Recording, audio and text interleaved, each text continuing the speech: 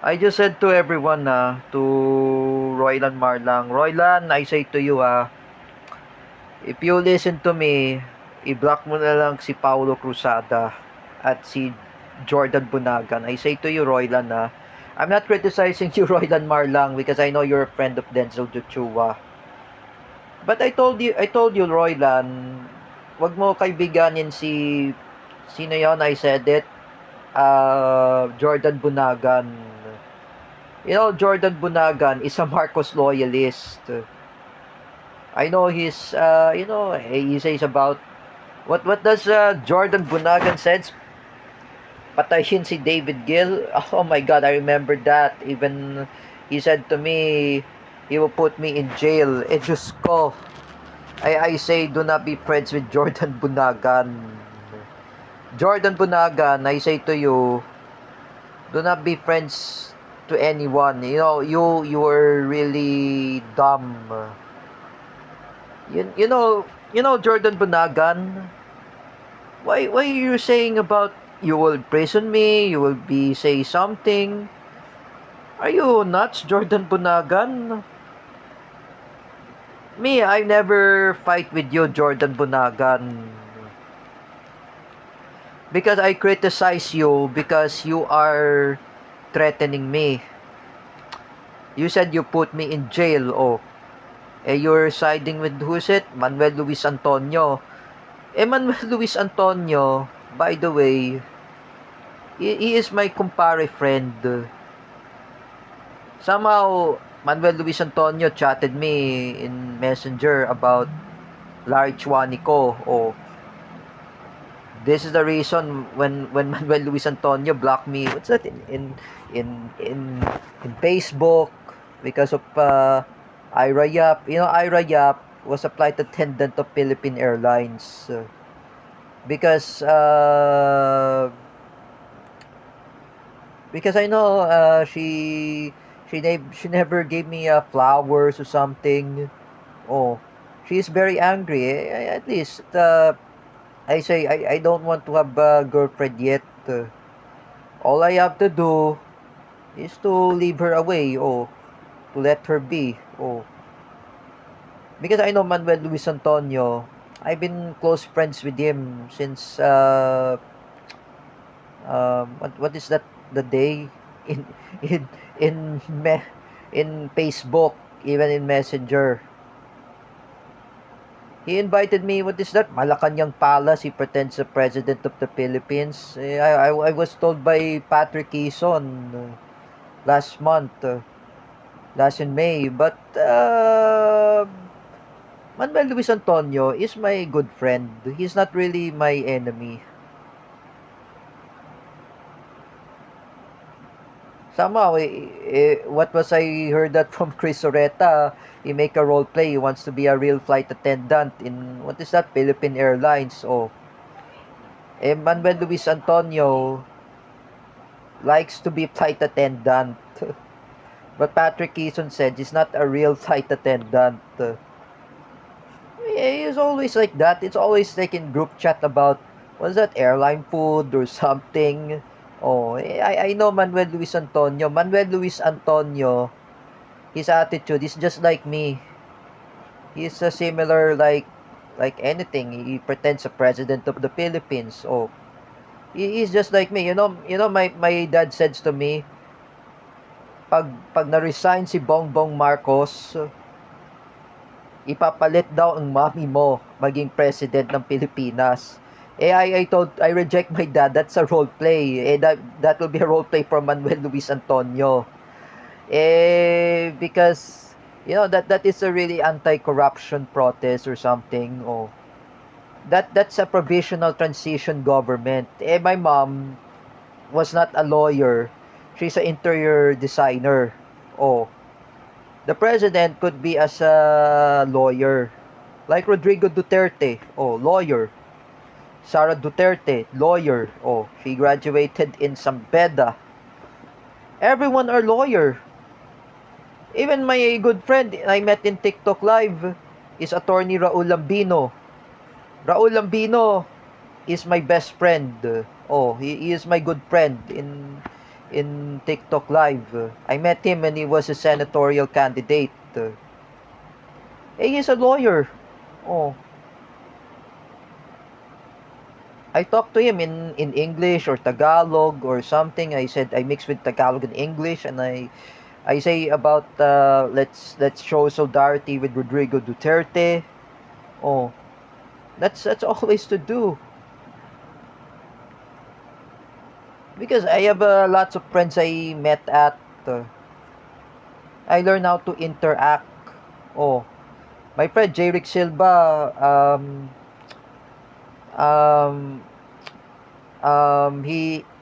he just talked to my Russian friends in TikTok Live. Me and Jerick, we introduce each other. Oh, Jerick is my good friend. He's my kabarkada friend. I told to Jerick Silva, ipakilala ko to kay Lawrence Villawan. Oh, if you want to meet Lawrence Villawan, ikalala mo sa akin. Oh, this is what I say to Jerick. Oh, Jerick was my good friend. We met each other in what is that? In Facebook, correct. Magkilala kami. But J-Rick and I, we talk about his girlfriend though. I know J-Rick Silva, he has a girlfriend. I respect his girlfriend. Oh, like him, he's not studying. He's always studying hard. Oh, I remember the time Bill Galang have post in Facebook while me and Buddy Castro we comment in the Facebook. I said Bill is saying married to who's it? Ate Mara. While Ate Lily had react. Oh, when Ate Lily react, that was the yaya of Aton. Even me and Buddy Castro, we comment, we tell to Teacher May, oh, I'm not criticized with Teacher May, because I tell something what is not realized, that Bill Galang posted in Facebook, married to Ate Mara. When Jensen and I was there, and I say, oh, Teacher May, I say to you, I said that to Bill, oh, that Bill Galang posted in Facebook, married, oh, married, because me, I never post married, and then I saw in the Facebook, married, and Teacher May was react, was it in Tagalog? Bakit ka nag-post ng married sa Facebook, Bill? While me and Buddy we react. Oh. And then I say, oh, I told to Bill, Bill, you have to delete that Facebook post of married. Oh, at least he understand. When when when when I told to when Bill and his mother, his mama is Tita Ata. When I was in the car in the Toyota Innova, when I was with my dad, um, um, Bill posted in Facebook, married to Ate Mara. Oh, and I told to Bill Galang's mom that Bill Galang should delete that post on Facebook, married. Oh, because it's embarrassing. You can't say married to your cousin. Like me, oh, I'm not posting in Facebook. I say, I'm married to Tia Alberto, oh, and Kuya Mel, and Ate Hana says, oh, that is not true. Oh, Tia Alberto is my friend. Not girlfriend, not everyone. Oh, friends only. Like me, oh, I say in Instagram, I comment there to Teacher JD, oh, Teacher JD, I say to you, you're so beautiful, my love. Oh, I never say girlfriend. I showing love. Love means showing friends. Oh, this is what I lesson to Jordan Bunagan. Oh, don't make such a role play. Don't pretend you're a king. Don't pretend Manuel Luis Antonio is a president of the Philippines. That is very wrong. Oh, I remember the time that Manuel Luis Antonio says, what is it in Messenger? I am chief of staff of armed forces of the Philippines. Oh, I am a president of the Philippines. So what he said, Manuel Luis Antonio wants to be Ferdinand Marcos Sr. Oh, he wants to be a Marcos Sr. Oh, Bam Hernando wants to be Rodrigo Duterte. Oh, that's simple. Oh, Jordan Bunagan, with all due respect, that Marcos loyalist wannabe, even you, Nino Bersaga, don't be such a bully. Even you, Sangkay Janjan, you post on Facebook to Mrs. Annie Gill, she was a congresswoman. She's not a congresswoman, alright? Mrs. Annie Gill, the mother of David Gill, she works there in Congress. Just like Kuya Mike. Oh, Kuya Mike Labitag, I saw in his video when I watched there in the YouTube. Kuya Mike Labitag was in GMA News before the impeachment of Sara Duterte. He was there. He was neutral. He was not against Sara Duterte. He's neutral. He's non-partisan. That was Miggy Labitag's dad. I know Kuya Mike Labitag, who was working in the Congress. He was alongside with the Congress as a aide only. Oh, like you, Jordan Bunagan, oh, and Sangkay Janjan, don't be such a bully. Don't be such a manipulative. Like me, I'm not manipulative. Oh, as we are friends, we do not say something negatives. Oh, when I was told by Denzel Joshua and Lawrence Villawan, oh, do not make a role play. Alright? Since without David Gill, I never make role play. Oh, I never make group chats like that. Oh, Manuel Luis Antonio deleted all the group chat. He already stopped. Oh, just like me, I stopped making group chat. Like you, Jordan Bunagan, don't make a group chat. If you say king or monarchy, we're not in United Kingdom. We're in the Philippines. Oh, when Patrick Quezon says to you, do not make role play. Oh, when Jens Manaid says something, or Jens is not making role play. Jens and I, we're best friends. Oh.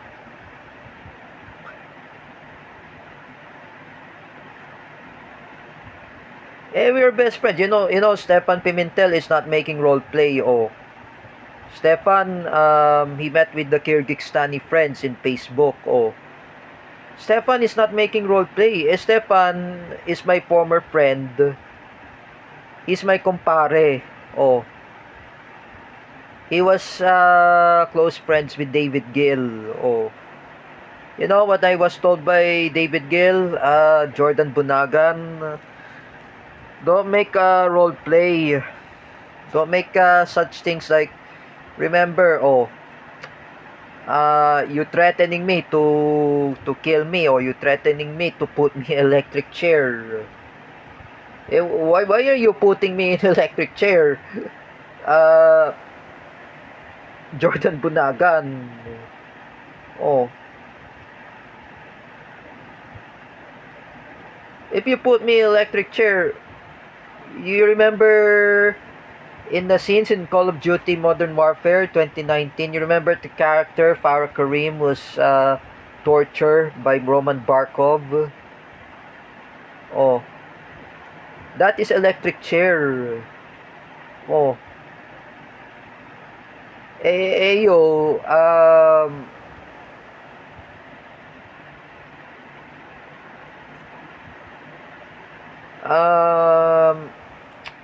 Jordan Bunagan, electric chair will never exist. That was 90s.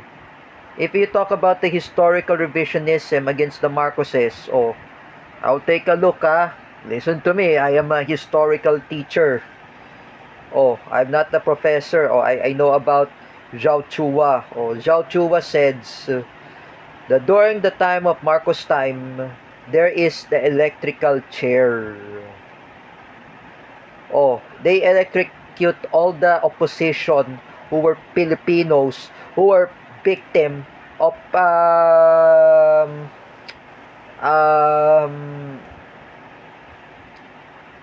torture. Is this what you like, Jordan Bunagan? You like to say torture?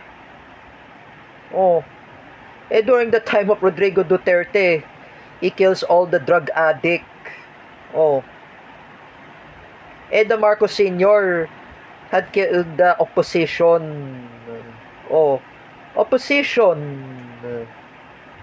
Not the drug addict, opposition. Mostly Filipinos, like who were opposing against Marcos Sr. When the Filipino troops are involved in the Vietnam War. If you remember the Decada 70s, movie of Piolo Pascual, that's electrical chair. Oh, and during the time of Fidel B. Ramos and Cory Aquino and Joseph Estrada, there are no longer electrical chair. And during the time of Gloria Macapagal Arroyo, there is no electrical chair. Oh, and no electrical chair. There's no death penalty. That's called it reclusion perpetua. Oh, my sister was a lawyer also. She will become. Oh, you know Jordan Bunagan, Sangkay Janjan, Paulo Cruzada, Teacher May Tiburcio, and Romeo TV Vlog, and other Marcos loyalists who were fake Filipinos, even Gina Asedio, Jeffrey Asedio, Ate Dina Guillermo, Ate Mel Canete, and including who else? Teacher Alexandra Pagkalinawan. Oh, all of you are very wrong. Oh, all of you. You do not know what is really going on. Oh, do you remember the time? You remember you remember Teacher Vincent's dad, or his father, oh, was a victim of martial law of Marcos Sr. Do you remember the father of of Jetro, the school of Rafa Soco? Oh, he was a victim of martial law of Marcos Sr. Oh, this is the lesson to you, Jordan Bunagan. You do not know what is the human rights abuses of Marcos Sr. Lahat ang mga tao pinatay. Kahit opposition lang. Who were anti-Marcos. I remember the time in history. Oh, Tito Mac was a kid. I know Tito Mac was in EDSA People Power when he was, how old was Tito Mac? 16 years old. Oh, Tito Mac was anti-Marcos. Oh, me, I'm anti-Marcos. I'm not a pro-Marcos anymore. I'm a pro-Duterte. Oh, just like you, Jordan Bunagan. You see, hundreds of Filipinos are being tortured by Marcos Sr. Oh, even Kuya Bear was a kid who has experienced the martial law of Marcos Sr. When he was in age 16, he was a demonstrator of Cory Aquino. And Kuya Bear says he is an anti-Marcos. Oh, that is true. Like me, I'm anti-Marcos. I'm a pro-Duterte. Oh, you remember Rodrigo Duterte? Oh, he participate of anti-Marcos protest. Even his mother, Soledad Duterte, who participate.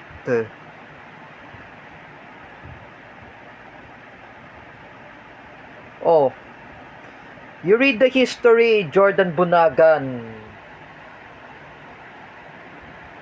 As you are Filipino, eh di ka nag-aral sa Colf. Eh abnormal ka, that's why. You remember Tita Lala, Louis Texon's mom was a victim of Marcos martial law. Even about Bill Galang, oh, his mother, Tita Ata, was a victim of Marcos martial law. I remember Tita Ata, that was mother of Bill, oh. You remember the grandmother of Lawrence Villawan, who was a victim of Marcos Sr., the grandmother of Lawrence Villawan.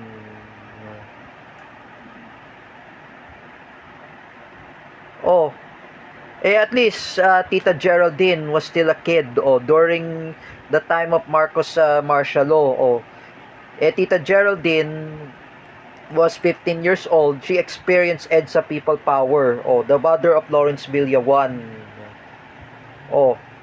And me and Lawrence Villawan, we're still in age. How old was Lawrence Villawan? 3 years old, correct. Year 2000. He was 4 years old. While me, I was 3 years old. When during the time of Joseph Estrada. And Lawrence Villawan was become 5 years old. While me, I was, how old am I? 4 years old. 2001, EDSA People Power, Joseph Estrada was ousted. That's the reason when he was ousted. I say to those fake Filipinos who were Marcos loyalists, Teacher May Tiburcio, Paulo Cruzada, Gina Sejo, Jeffrey Asejo, Teacher Alexandra Pagkalinawan, Kuya Kopio, Nino Barsaga, who else? Romeo TV Vlog, and the other Marcos loyalists who were fake Filipinos. Like I said before, don't be such manipulative. Alright? Huwag kayong abusado. That's why, Bongbong Marcos will be ousted very soon. He will be impeached very soon. Because I know Ate Isa said to me, when Bongbong Marcos was ousted, just like his father, Ferdinand Marcos Sr., that will be happen in EDSA People Power 3. People are angry at Marcos Jr. because of flood control ghost project. That's the reason, folks. That's the reason.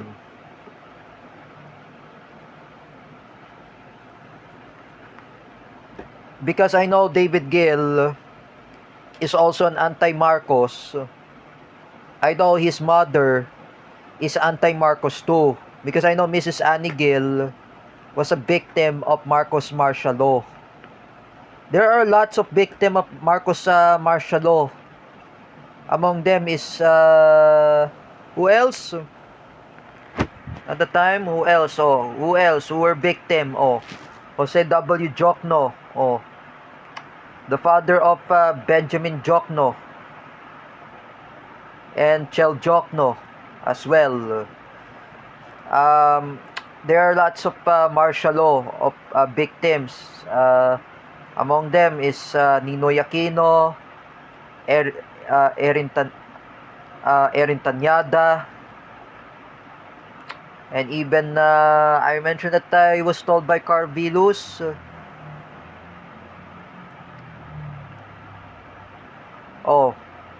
All history.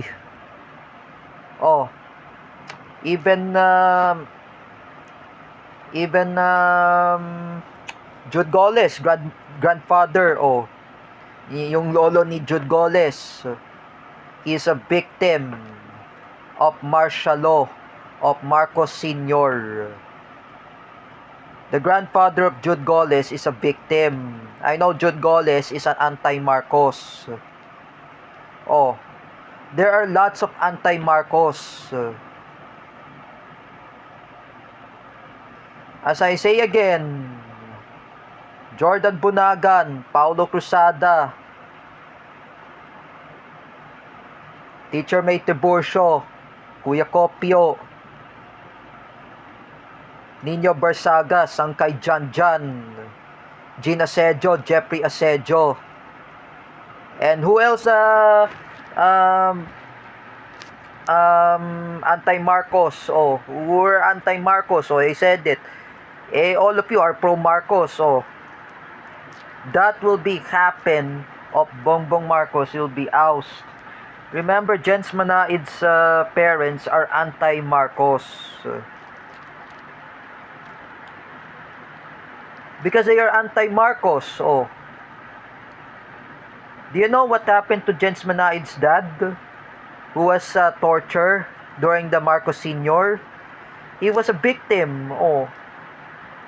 This has really happened to Jens. Jens is an anti-Marcos. Even his family members, even his sisters, even his brother, Alan Manaid, who were anti-Marcos because UP Diliman are anti-Marcos.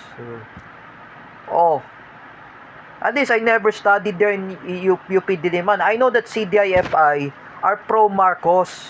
At least Aterona is an anti-Marcos. Oh. Teacher Lendel, Teacher Jessa, oh, they're anti-Marcos. Luis Cabales, anti-Marcos. They are all anti-Marcos. The grandmother of Luis Cabales is a victim of Marcos Sr. They are victim. You see in my statement, like Ferdinand Marcos Sr., he imprisoned all the Filipinos who were opposition during the time of Bongbong Marcos Jr. He imprisoned my idol Tatay Digong, Rodrigo Duterte. Not even just that, even Apollo Kibuloy, who was imprisoned too because of his human trafficking and sex trafficking when he was wanted by FBI in the US. So what happened to Kiko? What happened to to to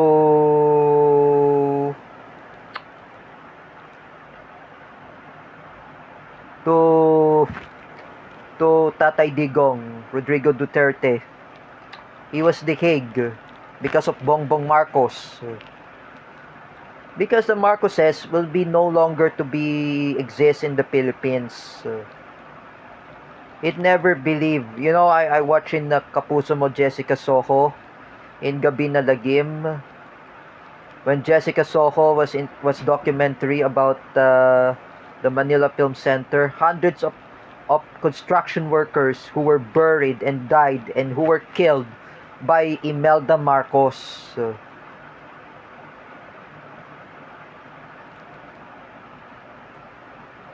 Oh, that's the reflection to the Marcos loyalists who were fake Filipinos. All of you will be reflected. At least if you read the history, when I say to teacher Jessa Fernandez, even I heard the historical revisionism against Marcos Sr., at least teacher Ruth Ibarrientos knows this. Because I know teacher Ruth Ibarrientos, she never voted Bongbong Marcos. She voted Leni Robredo. Like me, I never vote Bongbong Marcos because me and Apollo Sanchez, we are being scammed by Bongbong Marcos. Oh, when I talked to Denzel Joshua, he never voted Bongbong Marcos. Oh, he voted Leni Robredo. Denzel said to me he voted Rodrigo Duterte in 2016. But he voted Leni Robredo 2022. Oh, he voted Leni. Oh, because I know my dad voted Isko Moreno. My mom voted Ping Lacson. Oh, because me, I should join with J. Rick Silva that I should vote Manny Pacquiao. Oh, because I should vote Manny Pacquiao, I should vote Isko Moreno, I should vote who is it? The other presidential candidate. You remember Ernesto Abella? I should vote Ernesto Abella. Oh, if Ernesto Abella would be a president of the Philippines, he would be a legacy of Rodrigo Duterte. Oh, because I know Bam Hernando's dad, Jose Marie Hernando, he voted Ernesto Abella. He never voted Bongbong Marcos. Oh, like I say again, lahat tayo nabudol tayo ni Bongbong Marcos. Like I say, we do not care about Bongbong Marcos. I just wanna remind to Jordan Bunagan, Teacher May Tiburcio, Sangkay Janjan, Nino Barsaga, Romeo TV Vlog, and who else I mentioned? Oh, Romeo TV Vlog. Oh, even Gina Sejo, Jeffrey Asejo, Teacher Alexandra Pagkalinawan, Teacher Evelyn Caja. Oh, and the CDIFI teachers and staff who are Marcos loyalists. Wag ganon. Like I said, Bongbong Marcos will be ousted very soon. BBM will be ousted. Just like I said, mawawala na si Bongbong Marcos paging presidente ng Pilipinas. Because, you know, it will be happen in the past of his parents. When they are being ousted, when they're exiled in Hawaii. Oh, I mean, Marcos said, uwi na tayo, adling. Wag tayo wag ka kasi, what's that, matigas ang ulo, o umuwi na tayo, o magpa-rehab ka na, Bongbong, o that's what Amy said. Like me, unlike Bongbong Marcos, I was being rehabbed for being a cyberbullying. Oh, I'll never be a Marcos loyalist anymore. I just rehab. Oh, I just rehab myself. I never make a cyberbullying. Me, I apologize, Teacher Gio, Malana. I apologize, Teacher Vincent, Ramos. That I know they are they are supporters of Leni Robredo dahil sila ay kakamping. Oh, I know I apologize to them. I never want to bully them. Me, I apologize, Teacher Vincent Ramos. I should never edit a Russian military because he's not interested. Because I know Teacher Vincent Ramos, he has ancestry anyway with his cousins who were Indonesians. Oh, because I know he's not a Russian. Teacher Vincent Ramos is also he has ancestry. Oh, with Indonesian. I think Teacher Vincent Ramos studied there in Indonesia. He doesn't study there in Russia. Oh, no. Because I know Teacher Vincent Ramos. He's my good friend. He gave me Jollibee also when he was in demo. Oh, He always caring about me. I understand with him. Oh. Even Teacher Gio Malana, I understand with him also. Me, I never want to be a Marcos loyalist because I will get in trouble. Oh. When I bully Teacher Kel, even her husband, Escal Penumbra. Oh. Like I said, I know she is kakampink. Oh. And she said to me, what was, Teacher Kel said to me? Oh, I voted Lenny Robredo. Oh, why Teacher Kel voted Lenny Robredo? Because if she doesn't like Marcos. Oh, she doesn't like Bongbong Marcos. Because her mother is an anti-Marcos. Alright, she is. Because she is a victim of Marcos Sr. Oh, and even Teacher Kel doesn't like Bongbong Marcos because she voted Lenny Robredo and Kiko Pangilinan. I know she voted Lenny. Oh, she chose Lenny because she wants to fix the Philippines, less corruption. Oh, less corruption. Just like, for example, Kamala Harris, when she battled with Donald Trump, less corruption. Oh, like my parents, they endorsed Kamala Harris. Oh, well, me, I endorsed Donald Trump during the last U.S. election. Oh, because I know U.S. election is coming. I endorsed Donald Trump. Oh, in 2028, oh, like I said before, me, I endorsed Sara Duterte. My mom endorsed Bam Aquino. We have our own opinion.